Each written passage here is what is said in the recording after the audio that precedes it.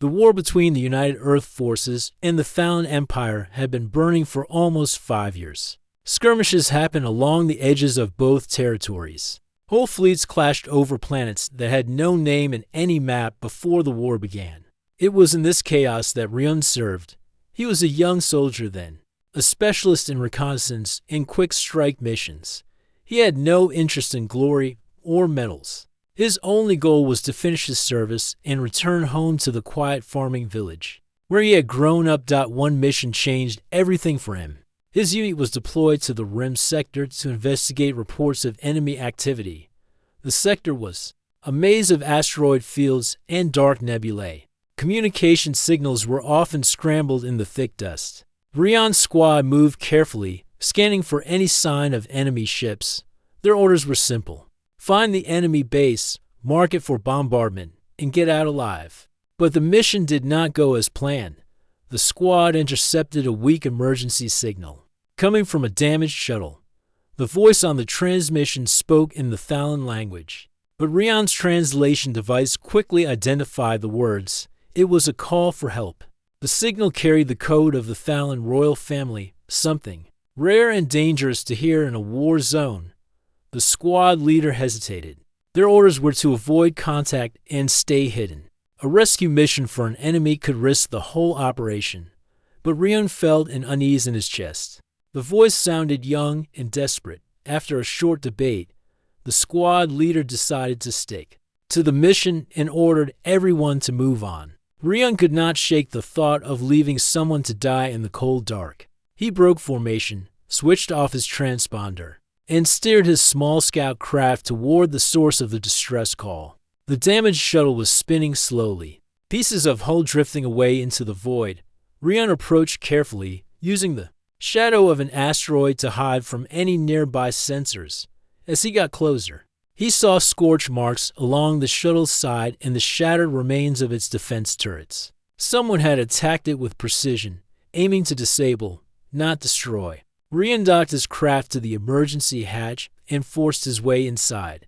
The air inside was thin, the lights flickering. He found her in the main cabin.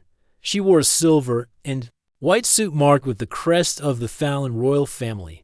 Her hair, a shade of deep bronze, floated slightly in the weak artificial gravity. She was conscious but weak, struggling to breathe. Ryun knelt beside her and attached an oxygen mask from his own suit. She looked at him with wide, startled eyes. Her gaze shifted to his uniform, and he saw her stiffen in fear. Ryun spoke in a calm tone, letting his translation device carry the words into her language. "I am here to help. You are safe for now. Can you move?" She nodded faintly, but her legs trembled as she tried to stand. Ryun supported her with one arm and guided her back toward his craft. The ship's hull shuddered under a distant explosion. Ryun knew they were running out of time. Whoever had attacked her might still be nearby. As they left the shuttle, Ryun glanced at the stars and noticed faint glints of metal in the distance. Small fighter craft were moving in a slow search pattern. They were closing in. He strapped her into the seat behind his pilot chair, then powered up the engines. The scout craft surged forward, weaving through the asteroids with practiced skill. The enemy fighters picked up his trail and gave chase. Ryun pushed his ship into tight turns, using the cover of rocks and drifting debris to break their targeting locks. Twice, he felt the ship shake from near misses. The princess clung to her seat, eyes fixed on him, her expression a mix of fear and disbelief. Ryun spotted a narrow canyon in one of the larger asteroids. It was a dangerous path, barely wide enough for his ship, but it could hide them from scanners. He dived into the canyon at full speed, scraping the sides more than once. The fighters tried to follow, but soon broke off, unable to match his maneuvering. After several tense minutes, Ryun emerged into open space on the far side of the asteroid field. The enemy was gone. Only then did he allow himself to slow down. He turned to check on her. She had removed the oxygen mask and was breathing more easily now. She spoke softly, her voice still carrying a note of formality despite her condition. "You saved my life. I am Princess Alira of the Thalian people. You have my gratitude, human soldier." Ryun gave a small nod. I'm Rian. I just did what needed to be done. He wanted to ask how she had ended up here, but before he could speak again, his ship's sensors warned of incoming long-range scans, likely her people searching for her.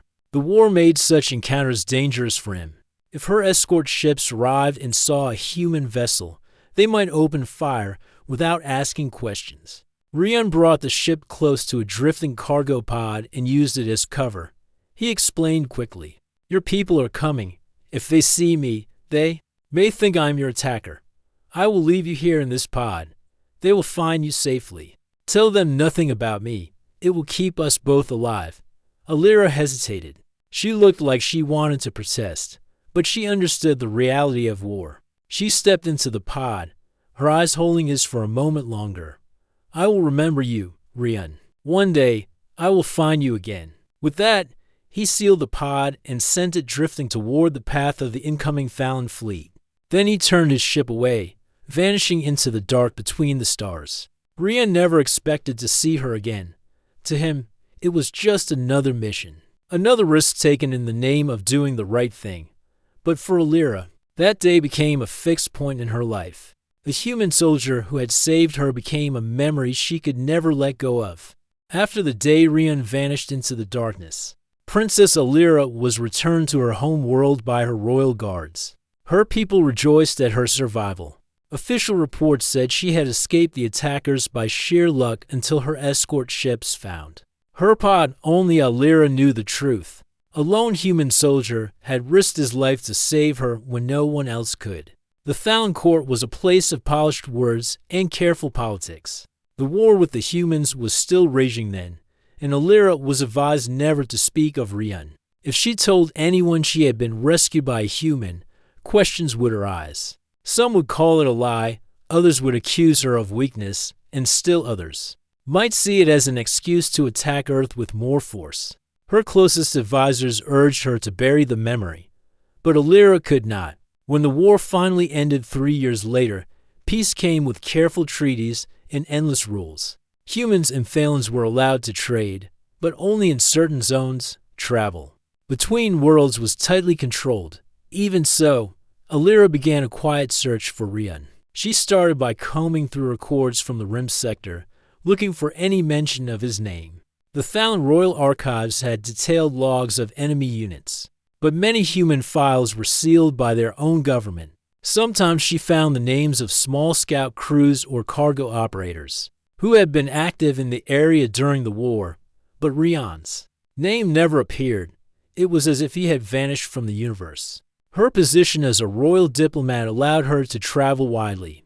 Over the years, she visited human worlds under the cover of trade missions, hoping to find someone who recognized his description. She described him simply, a soldier with calm eyes, skilled in flying through dangerous places, and carrying the kind of courage that could not be faked. Most of the time, people shook their heads. Sometimes they thought they knew someone like that, but the trail always led to dead ends. Alira's advisors warned her more than once that this search was not wise. They reminded her that humans were unpredictable. Some could be allies, but others could betray even those they had once saved. They asked why she would spend years chasing after someone who might not even remember her. Her answer was always the same: "He saved me when he had no reason to. I will not forget that." Life moved on. Alira became one of the leading voices for peace in the Interstellar Council. She negotiated trade routes, settled border disputes, and gave speeches about unity between species. In public, she was the image of calm authority. In private, she kept a single object as a reminder of her promise to herself. It was a small oxygen mask, the same one Rian had placed over her face inside that broken shuttle.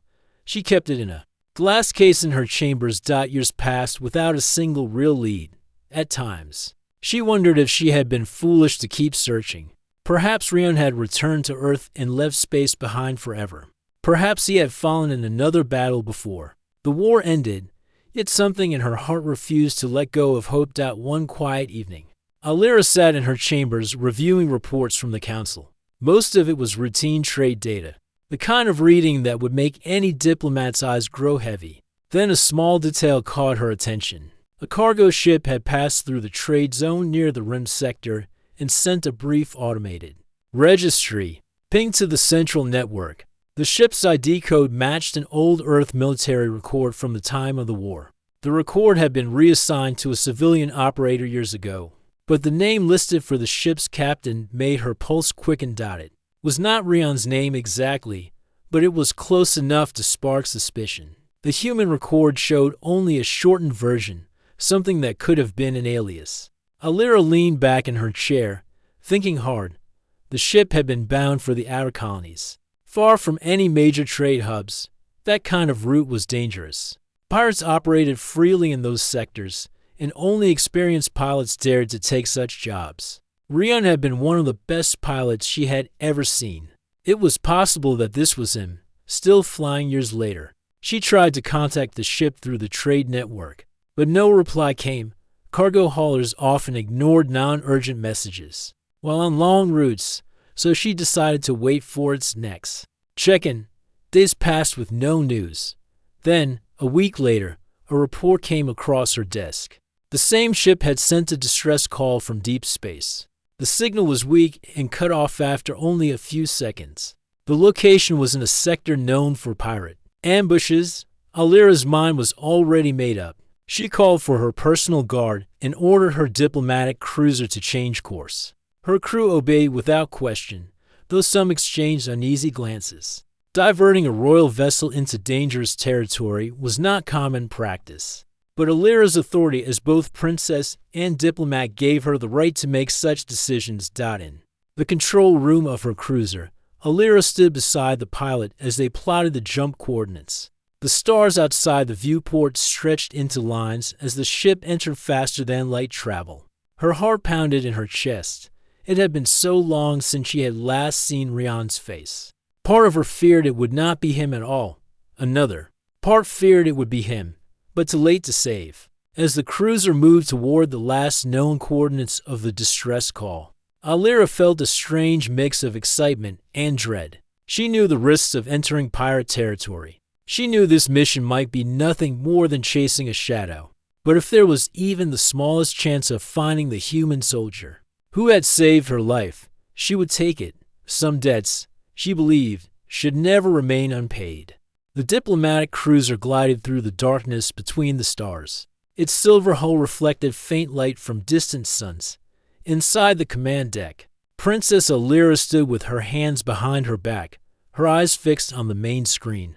It showed a faint red marker, the location of the distress signal.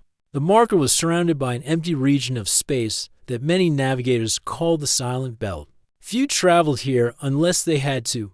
Her pilot, a steady officer named Corin, adjusted the ship's course. Your Highness, we will arrive at the coordinates in 12 minutes. Long-range scans show debris in the area, possible signs of recent battle. Alira's heart tightened. Any life signs? Corin shook his head. The scans are not clear at this distance. Too much interference from dust and magnetic fields. We will need to get closer. The cruiser's engines hummed softly as it closed in on the signal's location. Alira tried to keep her thoughts calm, but her mind kept drifting back to that day years ago, when she had sat in a human scout ship. Watching Rion's hands move across the controls with steady precision, she remembered the way he had spoken, firm but without cruelty, and the way he had chosen to save her, despite the war between their peoples. Now she was moving through dangerous space to return that kindness. If she could, entering the Silent Belt, Corin announced, shields at full strength, weapons ready. The stars outside vanished behind a thick layer of drifting dust and shattered rock. The cruiser's external lights cut through the darkness. In narrow beams, small fragments of metal floated past, turning slowly in the void. Alira stepped closer to the screen as more details came into view. Magnify that section, she ordered.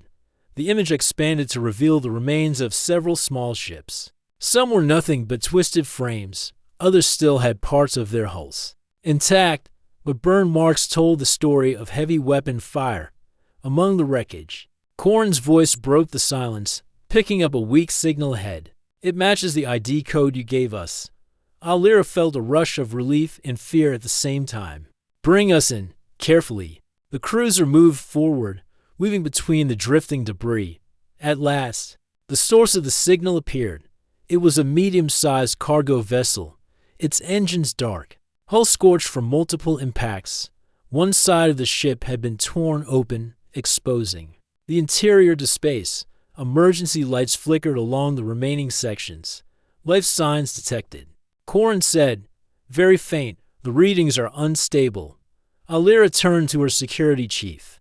Prepare a boarding team. I will be joining them. The chief hesitated. Your Highness, with respect. This area is still unsafe. The attackers may return. Alira's voice was firm. Then we will be quick. Someone may be alive in there, and I will not wait while. They fade into silence. Within minutes, Alira stood in the airlock with her team, wearing a protective suit and carrying a small scanning device. The outer door opened, and they crossed the gap to the cargo vessel using magnetic tethers. Once inside, the team moved through narrow, dim corridors. The air was thin and cold. A low groan of metal echoed from somewhere ahead as the damaged ship shifted slightly. Alira's scanner beeped, showing a cluster of weak life signs in one of the rear compartments. The path there was blocked by a collapsed section of ceiling. Two guards worked quickly to clear the debris. When they opened a gap wide enough, Alira stepped through. Her breath caught in her chest stopped there. Sitting against the wall with his head resting on his arm was a human man. His dark hair was streaked with gray now, and a thin scar ran across his cheek, but the steady, watchful expression was exactly as she remembered. Even after all these years, she knew without doubt who he was. Rian, she said softly. His eyes opened slowly. For a moment, confusion flickered across his face as he looked at her. Then recognition lit his gaze. Princess, he said, his voice rough from exhaustion. You found me. Alira knelt beside him and began checking his suit's oxygen supply. You were injured. We need to get you to my ship. Rian shook his head slightly. Not just me. My crew is here too. Two of them are badly hurt. She looked around and saw two more humans lying nearby, their suits patched in several places. Her guards moved quickly to lift them onto stretchers. Rian tried to stand, but his legs wavered. Alira caught his arm to steady him as they began moving back toward the airlock. Rian spoke quietly. Those were not random pirates. They were looking for something I was carrying. What was it? Alira asked. His answer was strained. Cargo for a research station. Nothing dangerous on its own. But if the wrong people take it, they could stir trouble between your people and mine. I think they wanted to make sure peace does not last. Alira's mind raced. If his words were true, this was more than a rescue. It could be the beginning of a larger threat. They reached the cruiser and sealed the airlock. Medics rushed Rian and his crew to the medical bay. Alira stayed nearby, watching as the doctors worked. Rian's injuries were not life-threatening, but the exhaustion in his eyes spoke of many days under strain. When he was finally stable, she sat beside his bed. You saved me once, Rian. I never forgot. Now it is my turn. He gave a faint smile. I did not think we would ever meet again. Nor did I, she admitted. But perhaps the stars are not so wide after all. Outside the cruiser, the silent belt remained still, but Alira could not shake the feeling that unseen eyes were watching. The pirates, or whoever had sent them, would not give up easily. And now that she had found Rian again, she knew she would not leave his side until the truth was uncovered. This rescue, she realized, was only the beginning. The medical bay hummed with quiet activity. Soft lights glowed along the walls while the steady rhythm of medical scanners filled the air. Rian sat on the edge of the bed, his arm wrapped in a supportive band.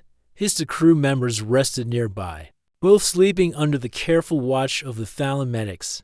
Alira stood near the doorway, her hands clasped in front of her. She had changed out of her boarding suit and into the simple silver uniform of her rank. Though her face was calm, her mind was alert. She had waited years to find this man. Yet their reunion had come in the middle of danger. Rian looked up as she approached. Your people have good doctors. My crew will recover.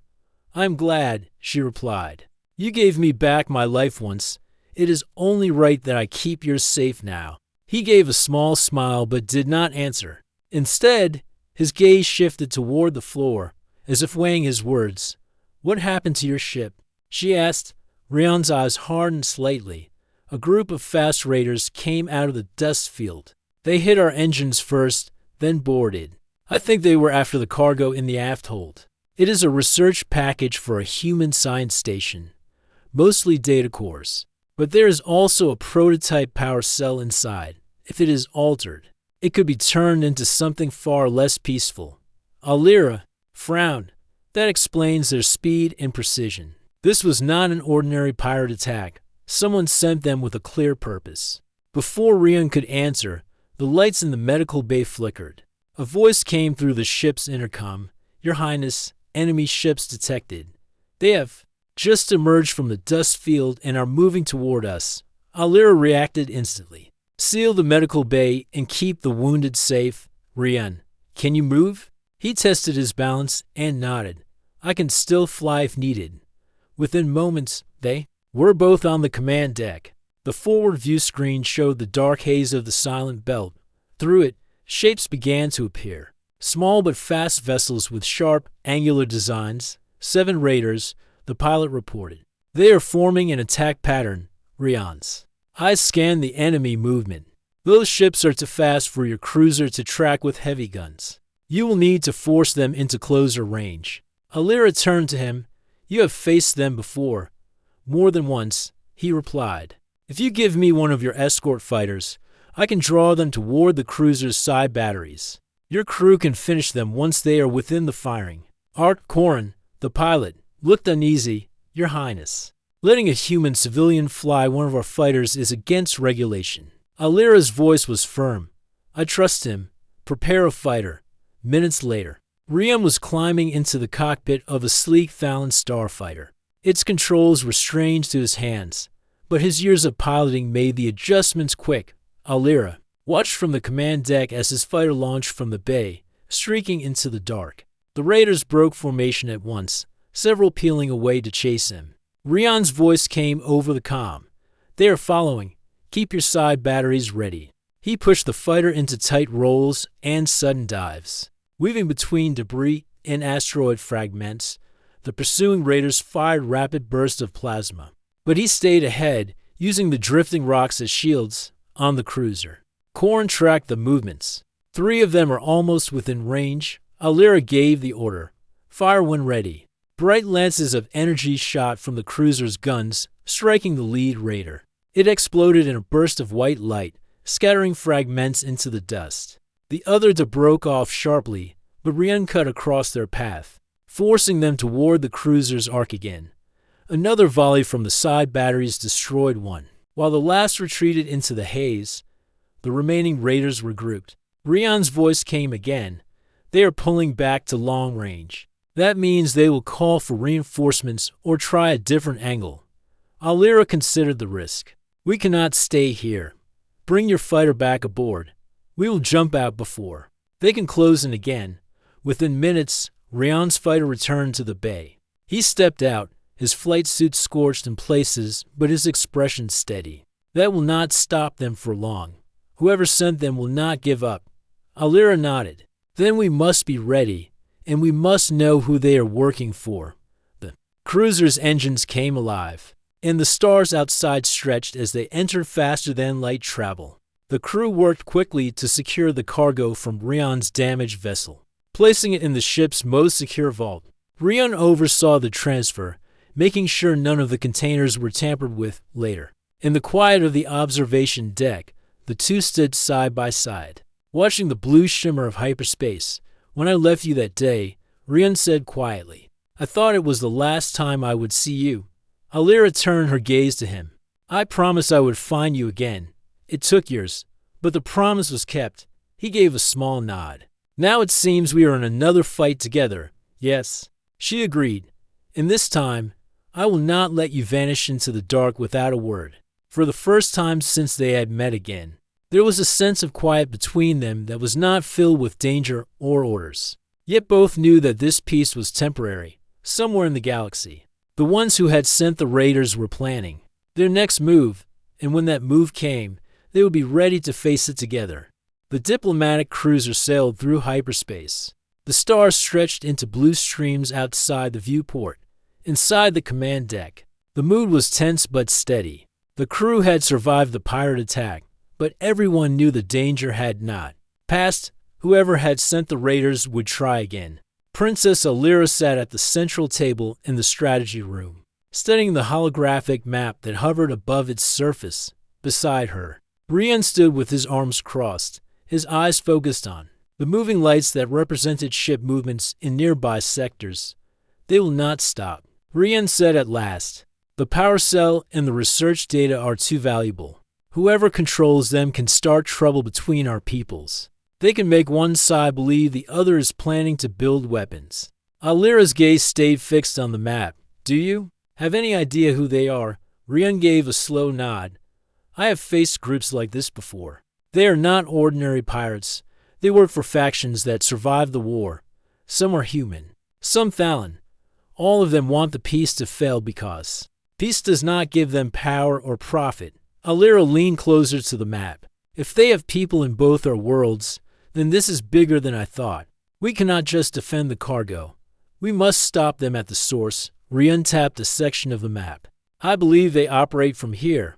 The drift sectors. It is a chain of abandoned stations and hidden ports just outside official patrol zones. It is perfect for smuggling and for planning attacks. Corrin, the cruiser's pilot, joined the conversation. The drift sectors are dangerous. No law, no trade rules. Even the council avoids them. That is why we have to go, Rian replied. If we wait, they will send more raiders and they will be ready for our defenses. Alira studied Rian's face. His voice carried certainty, but there was also the calm weight of experience. She knew he was right. Set a course, she ordered. We will go to the drift sectors, but we will not go in unprepared. Over the next hours, preparations began. The cruiser's weapons were checked twice. The cargo was secured in a vault with dual biometric locks. Alira sent encrypted messages to 2 trusted contacts, one in the human fleet, one in the Thallon Guard, asking for any intelligence on recent movements in the drift sectors. In the quiet of the storage bay, Rian inspected the containers that held his cargo. The metal cases were sealed and unmarked, but he knew what they held. Inside the smallest one was the prototype power cell. It was a human design, but its core was based on Thallon crystal technology. If someone wanted to create suspicion between the two sides, they could plant this in a place where it would cause damage and blame the other. Alira joined him there, walking between the stacked supply crates. You were thinking about how they would use it, she said. Rian nodded. Yes, if they destroy a human station with it, the Thallons will be blamed. If they destroy a Thallon port, the humans will be blamed. Either way, it pulls both sides toward war. Then we must not let it leave our hands, Alira replied. They reached the drift sectors after 2 days of travel. The cruiser emerged from hyperspace into a region of space scattered with the remains of old mining stations and cargo docks. Many of the structures drifted slowly, their lights long dead.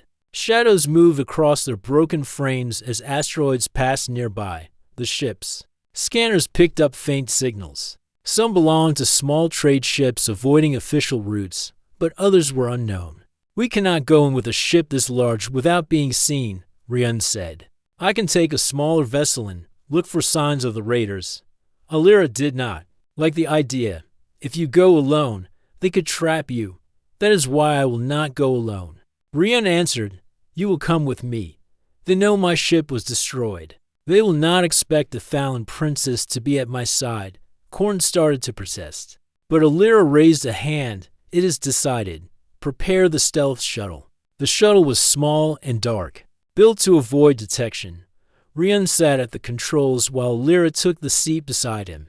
As they glided away from the cruiser, the view changed from open space to the twisted shapes of old stations. They drifted past the remains of a cargo yard, its docking arms broken. A faint signal came from a nearby station, and Rian guided the shuttle closer.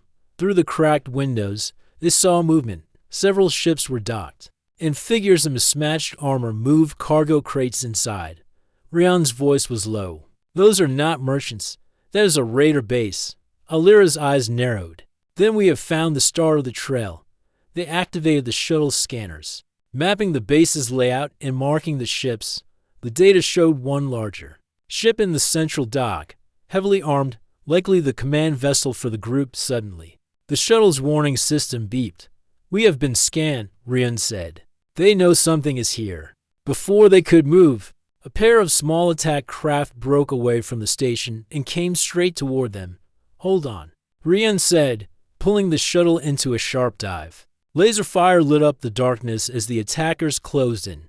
The shuttle's engines roared as he weaved through debris. Alira switched to the rear guns, firing short bursts that forced the attackers to scatter. But the station itself was waking up. More ships were powering their engines, ready to give chase. Rion's voice was steady despite the danger. "We have their location and their ship designs. If we can get back to the cruiser, we can strike before they are ready." Alira kept firing as the shuttle sped away, debris flashing past them in the dark. The attackers followed for several minutes before breaking off, unwilling to leave the safety of the station's weapons. When the shuttle finally rejoined the cruiser, Alira wasted no time. She handed the data to her crew. "Plot an attack plan. We end this before they can move."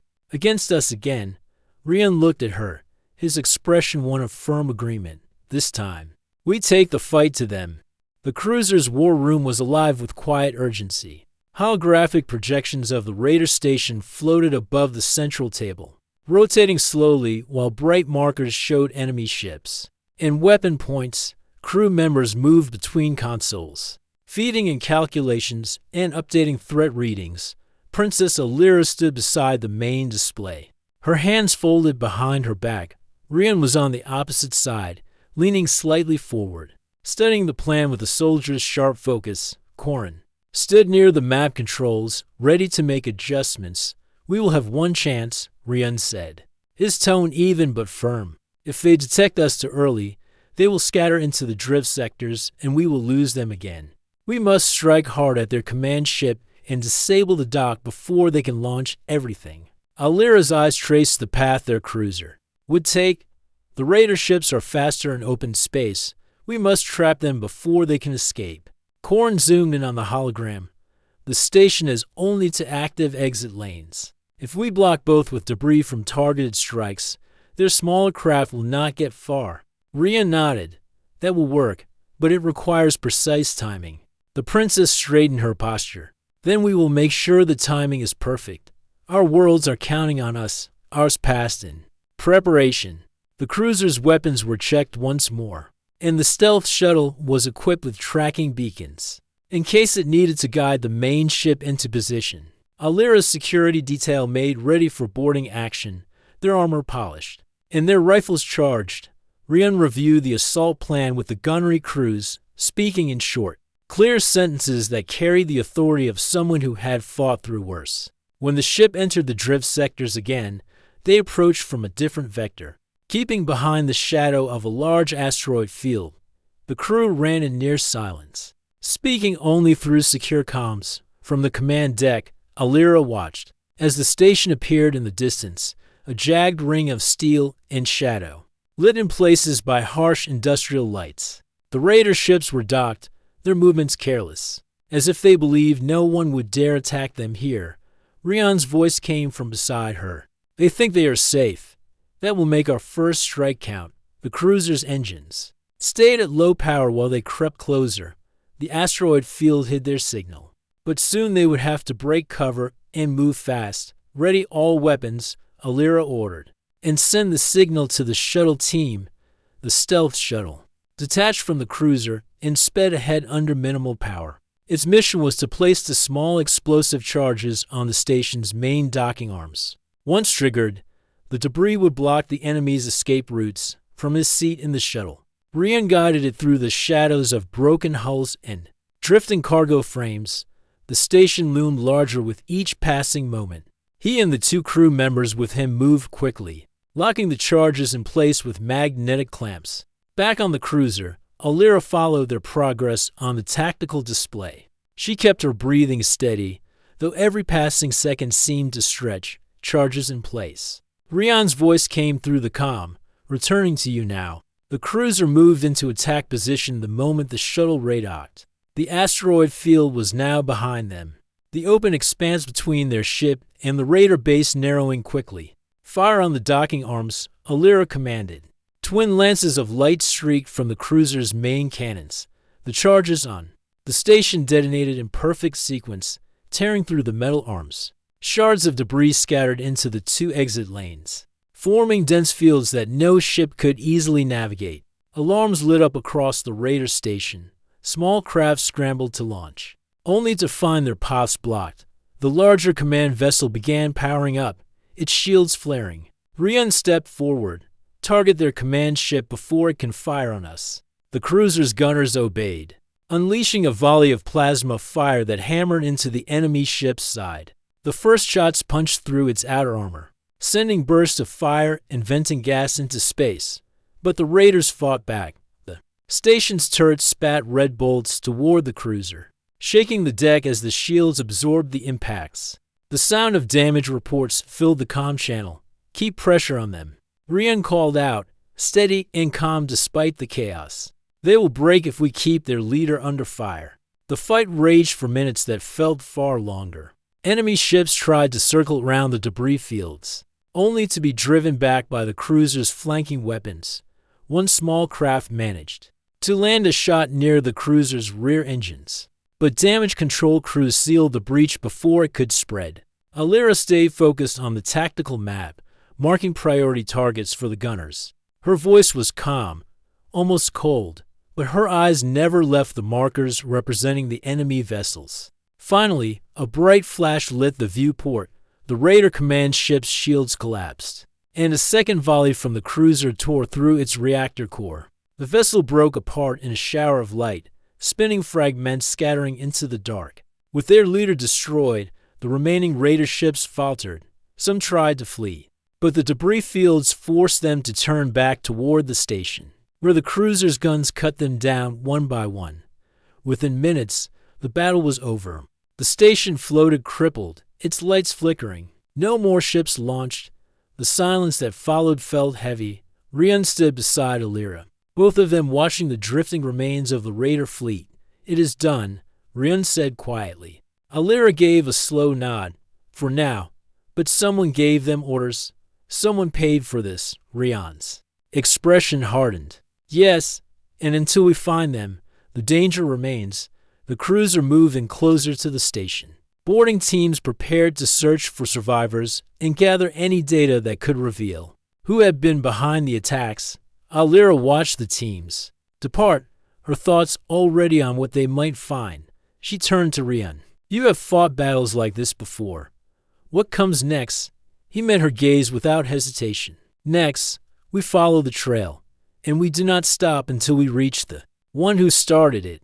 The cruiser's boarding teams moved through the raider station with steady precision. The metallic corridors echoed with the sound of boots striking the deck, the hiss of opening hatches, and the faint crackle of damaged power conduits, broken. Crates and loose cables littered the halls, evidence of the chaos that had taken place only minutes before. Princess Alira observed from the station's control deck, standing beside Rion as reports came in over the comm. The smell of burned wiring lingered in the air. Her eyes studied the cracked screens and overturned consoles. This was not just a hideout. It had been a hub for something far larger. One of the search leaders reported in. "We found the central data core, damaged but still operational. Transferring files now." Rion answered, "Copy that. Secure the area until we arrive." They made their way through the darkened passages, stepping over debris. Flickering lights cast moving shadows on the walls, giving the station an eerie feeling.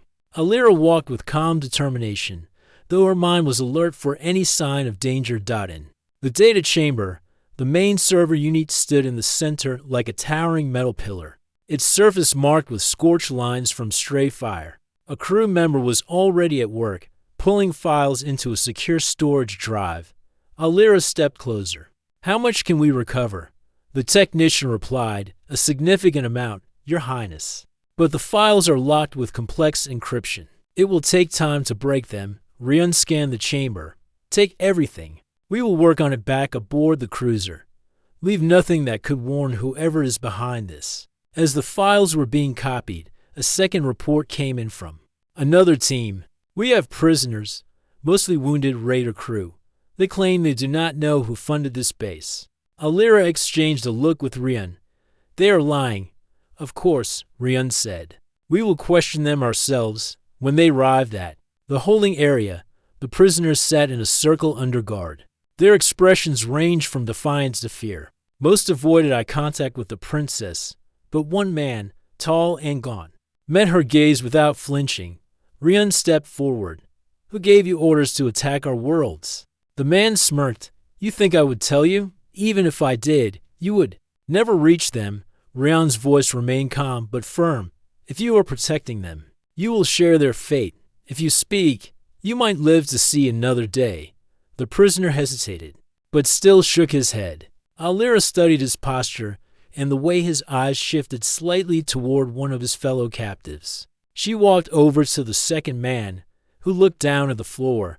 "You know," she said softly, "and you are afraid. But the one you fear is not here." "We are." The man swallowed hard, then spoke in a low voice. "We did not choose this. We were hired. We were told to strike shipping lanes and colonies. Payment came from off-world. The one giving orders never appeared in person. Always through encrypted channels." Rian's eyes narrowed. "A name." The prisoner hesitated again. "They call him the Shade." Alira repeated the name. The Shade.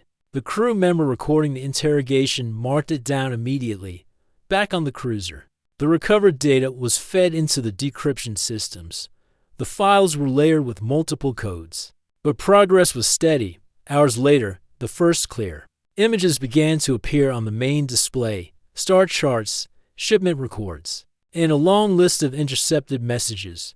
One message in particular drew their attention. It contained an order to move supplies to a hidden facility on the edge of the Nebral Rift, signed with the symbol of a black crescent. Alira leaned closer. "That mark. I have seen it before." Rian asked, "Where?" "In the archives of my palace," she said. "It belonged to a secret group from decades ago. They were believed to be destroyed, but it seems they survived." The files also contained coordinates for several rendezvous points used by the raiders. One of them was dangerously close to a trade route between human and alien worlds. Rian studied the map. If they control that point, they can cut off supplies to both sides. They are trying to weaken us before striking directly. Alira's voice was firm. "Then we go there next. We cannot let them prepare another attack." The cruiser's crew worked through the night, repairing minor battle damage and restocking ammunition. The raider station was stripped of anything useful, then left drifting in silence. As they prepared to depart, Rian stood beside Alira on the command deck outside the viewport. The shattered remains of the raider fleet floated like dark scars against the stars. "You know this is only the beginning," Rian said quietly. "Yes," Alira replied. "But now we have a name, and we have a trail to follow." The cruiser turned toward the coordinates in the Nebral Rift. Engines roared to life, and the stars stretched into long lines as they jumped into faster-than-light travel.